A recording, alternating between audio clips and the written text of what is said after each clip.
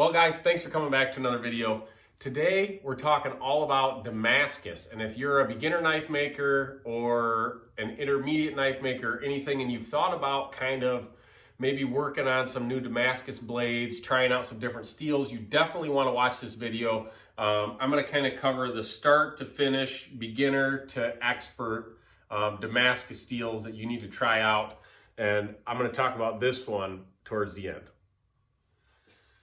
All right, guys, so I'm on the shop today. I'm actually working on some Kydex. I've got 4 sheets to finish up today, but I got a lot of questions lately about Damascus, and that's what I wanted to talk about today. So before I get into showing you guys what I would recommend you try out, I do not make any of my own Damascus. I feel like I have, customers will message me and they'll say, hey, I saw this knife. Did you make that Damascus? And I never do. I never have. I buy all my Damascus from about 10 different people. And I feel like for some reason it's looked down on a little bit by some people, probably mostly people that don't understand that what goes into making Damascus and what goes into making knives, it's like 2 different ball games, you know what I mean? So, I think that maybe at some point I'll make some Damascus just to say I did it, but as of right now, I like making knives, and it's kind of like if you look at all these big knife companies, say you look at Kershaw, for example, or any of these companies, they're not making their own steel in their shops. They're buying Damascus from same people I buy it from and building knives with that Damascus because they make knives, they don't make steel, you know what I mean? So I think that maybe that's a little confrontational because there's a lot of really good knife makers that make their own Damascus, and it's incredible. For me, it's a lot about time, and I don't have time to make the steel and make the knives and put out as much as what I'm doing. So that being said, I want to talk about if you guys are making knives, and if you're watching this channel, subscribe to this channel, you probably are. Maybe you're full-time, maybe you're just starting. I think that when people start making knives, the main thing they want is Damascus. I think it's super cool, and I do too. I think it's awesome, but I think that people have to understand their abilities before they start doing Damascus and kind of understand what comes with it. So stay away from all this cheap crap Damascus, okay? That's the number one thing you need to get out of this. I even see some makers using it and selling it, and you can normally tell right away what it is. And if you go to buy a Damascus billet and it's $30 or $40, don't buy it. It's not going to be good steel, probably made overseas, and it's junk. Now, that being said, when I first started doing this, I wanted to make some Damascus knives. I looked into it. I found that a company called Alabama Damascus. They're obviously out of Alabama. They make all their steel in-house, and I bought some billets from them. I've probably, over the last 4 or 5 years, I've made, honestly, hundreds of knives out of that steel, and overall, I really, really like it. They have some cool different patterns. They offer it in different sizes and thicknesses and everything that you want. And if you start doing research on this, you'll see some people that talk down on it. And a lot of it is because they are kind of mass producing Damascus billets, I guess, as far as, mass producing goes. And stuff slips through the cracks, I can see. And I have had some that you start grinding a knife and a delamination kind of shows up and you have to start over. Now, what is good and bad and all this stuff is all up to your perspective. If you want to spend $500 on a billet and you never want to deal with any of those problems, do it. If you want to make some Damascus knives and get into some affordable billets, you might have to deal with some of those problems, okay? I bought some San Mai and other Damascus from other makers and have issues with them as well. So it's just part of the game. If you're going to jump into Damascus, you're going to run into some problems. Now, What kind of separates the good from the bad is if the company stands behind it, and Alabama always has. They'll send me a replacement billet, no questions asked, and that says a lot right there. So, for example, if you wanted to start doing this and you wanted to make a couple Damascus knives, this would be a billet that you could buy, okay? Now, I'll put links below to how you can kind of source some of this stuff. You can see this one's actually giant. It's really big. It's enough for probably 4 knives. And, you know, one like this from them will probably run around $150, $160 if I had to just roughly tell you guys. I've got a few of them here and kind of some of their different patterns. You can see this one's like a, I think they call that one redneck pattern or something like that. And they have a lot of different stuff. Now, I'm not like at all saying go buy that steel. I'm just saying it's a good, affordable option for people trying to get into this that maybe don't have a heat treat oven, okay?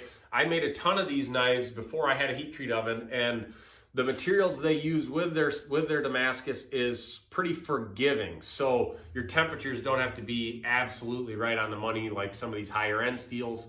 And that's kind of why I wanted to recommend it to you guys. Now, as far as working with it, finishing it, there's a lot that goes into really every step of it. A lot of times, like these billets, for whatever reason, when they anneal them, they're a little harder. I've always had problems with drilling this stuff. Some billets drill really good, some don't. As far as heat treating it goes, if you can heat treat a normal, you know, 1095, 01, whatever blade that is, you can pretty much heat treat this. You're not going to have a bunch of problems. It does like to warp a little bit more than a mono steel. That's something you have to pay attention to. And I would recommend building one of those plate quench vices that I put a video up a while ago. I don't know, you guys go search for it. It's in my videos. That really, really helped me with heat treating this stuff because it likes to warp, and you immediately put it in that plate quench and it straightens it out. You're good to go. The grinding process, very similar. Now the finishing process is kind of I guess it's the time consuming part of this is, you know, maybe if you're building a normal mono steel knife, you stone wash it, you're done with it. Damascus does require a lot of hand sanding, a lot of prep, a lot of etching and all that stuff. And I'm not going to get into that. I put a video up a long time ago about how I etch my Damascus. And I'll probably put a new one up at some point because I've changed the way I do things a little bit. But if you go back and watch that video, it shows my hand sanding to etching process with that steel. So I guess that's a good beginner Damascus steel. It really separates you a little bit. Customers love seeing Damascus. It's something that I think is super intriguing to a lot of people. And if you're a new knife maker that's kind of getting down your process, you've got a couple cool designs that work, your work's getting cleaner and cleaner, I highly recommend picking up a billet, building a couple knives, and you'll see that the little expense that you have to do more with that Damascus, you'll make up for it when you sell those knives. Now, I think as far as me recommending anything, I wouldn't recommend any of these other steels I'm going to talk about without having a heat treat oven. I think they seem to be a little more temperamental. The temperature control has to be a little more specific, and I guess that's kind of the main thing. Could you do it in a forge? Maybe, but it's expensive steel and I wouldn't do it. So the next one, this one right here, the other thing that I wanted to talk about too with this is just a piece of like 80 CRV2 core San Mai, and really cool steel once finished. I'm sure if you guys have followed along over on Instagram, you've seen some finished knives with this. Now you can see this billet comes just like this. It's smaller than that one, and you can see, look at it close, see how chunky it is. So this all still needs to be surface ground, okay? And especially with 80 CRV2 core San Mai, you've got to make sure you're surface grinding it evenly, or else your hard core in the middle needs to stay in the center. So that's kind of one thing. If you're going to jump up into these kind of higher end steels, probably need a surface grinder. You probably need a heat treat oven. There's kind of more that comes into it. As you can see, these billets from Alabama Damascus come surface ground. They're really clean and they're ready to build a knife out of. So kind of a lot to be said about that. Heat treat process is similar with this. You're not messing with stainless yet, anything like that. But I've sourced Damascus and San Mai from about 10 different people now probably. And, you know, I've had mixed results from some are good, some are bad. Now, the one that I'm working on right now, this is they call it, it's a San Mai or a Go Mai, whatever you want to call it. I had somebody already argue with me about this. This is a Damascus Core. You can see Damascus on the edge with a copper layer, nickel layer, another copper layer, and then that jacket material on the top. Now, I guess this is what I would kind of consider more of a high-end, you know, Damascus San Mai steel. As far as the finishing of it goes, takes a little more time. Heat treat's a little trickier, and the price is a lot more. So it's something that once you kind of work on maybe some of this more beginner Damascus, you can work up into that stuff like I've been doing a lot lately. Luckily, I've had a lot of really cool customers that have kind of put faith in me that I wouldn't mess it up.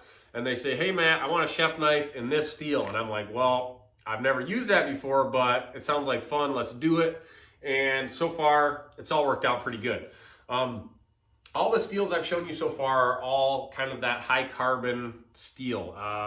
You know, they're not stainless. I think this one has a stainless jacket, but you still heat treat it, oil quench it. So that's kind of a class of its own. Now, when you get into the stainless Damascus like this one is a, let me see if you guys can kind of see it. Not really. You can kind of see that pattern there. This is Damasteel, and this is their Hakapella pattern, I believe is what it's called. Now, I think out of all the steels I've used, this stuff's the most expensive, okay? You buy this stuff by the inch, and so you can kind of buy it specifically for what blade you want to make. But sometimes, depending on which pattern you go with, it's $20, $30 an inch to buy it. So you have to be really confident when you're grinding with everything about this. You can mess up and you're down a couple $100 really easily. Now, this stuff does require a heat treat oven. You know, I foil wrap this. It's stainless. You heat treat it like stainless. So it's kind of, I guess I'd kind of consider it on the higher end. As far as the skill level goes on doing it, it's not difficult, but you have to have that equipment to do it with. Probably if I had to pick a steel, this is my favorite. I absolutely love all their patterns that they have. They're super, super cool. Don't quote me on anything I'm saying as far as how it's made, but I think all their steel is like powder Damascus is what they call it, or something like that, to where there is absolutely no imperfections ever in any of their steel. It's all perfect pattern, beautiful, no problems whatsoever, which, you know, you're paying for it, but man, is it nice. I've built quite a few knives out of this now to mess with it, and I love it. Super, super cool steel. And I guess kind of the whole thing that I want to cover in today is your investment as far as how much money you're spending on equipment, on materials, and your time. You know, it all kind of comes into play. And when you start working on some of these more high-end steels, you know, sometimes you have $300-400 worth of materials into just one knife, but at the end of the day, maybe you make a little bit more on that knife than you would a normal high carbon steel, mono steel blade. And I think that that's what some people I see that are kind of, they get stuck in a spot. Maybe they're not moving as many blades as they need to.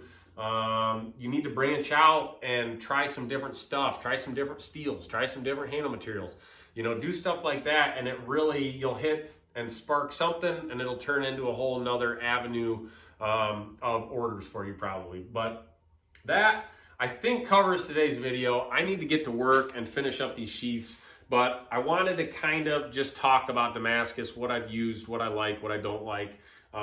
And all the stuff I've showed you today is pretty great. Alabama Damascus, Baker Forge and Tool, their steel's super cool. There's a million other makers out there. Buy a billet from them, try it out, see what you think, and let me know as well. If you have any questions about whatever I talked about, not specifics, not what this one's made out of, not what this, go look those up on their websites. I'm not going to get into that with anybody. But if you have any kind of specific questions about what I talked about today, please drop them in the comments below and I will absolutely answer those. So, all right, guys, I think that's it for today. Hopefully you learned something. Maybe this is a lot of rambling, and have a good one.